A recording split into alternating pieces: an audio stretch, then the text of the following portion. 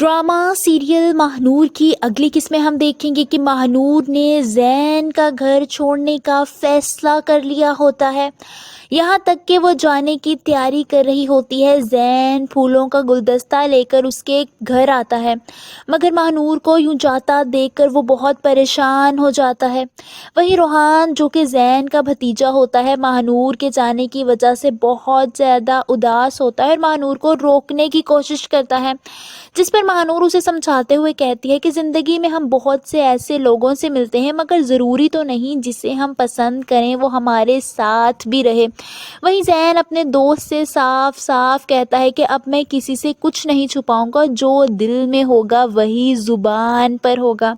वहीं हम देखेंगे कि महविश महानूर के घर आती है और उसे एक बार फिर धमकाते हुए कहती है कि इस किस्मत के सहारे बैठी ना रहना, ये वहाँ धोखा देती है जहाँ इंसान का वहमो गुमान भी नहीं होता।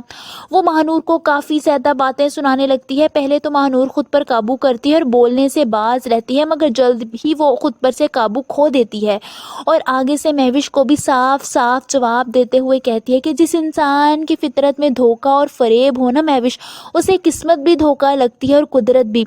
महविश ये सुनकर और तैश में आ जाती है और महानूर को पैसों का चेक देते हुए कहती है कि तुम गरीबों की यही कमज़ोरी है, पैसा जहाँ पैसा देखा वहाँ उसे अपना रास्ता बना लिया। महानूर अपनी इतनी तजलील बर्दाश्त नहीं कर पाती, उसे बेतहाशा गुस्सा आ जाता है। वो गुस्से से महविश से लड़ने लगती है, यहाँ तक कि अपना हाथ उठाने लगती है। महानूर की वालिदा यानी आसिया बेगम दोनों के बीच आ जाती हैं और महानूर को रोकने की कोशिश करती हैं।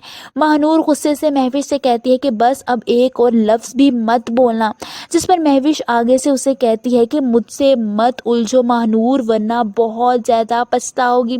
आप सबको क्या लगता है, क्या महविश अब कोई नई चाल चलेगी महानूर को नीचा दिखाने के लिए? कमेंट्स में अपने राय का इजहार ज़रूर कीजिए।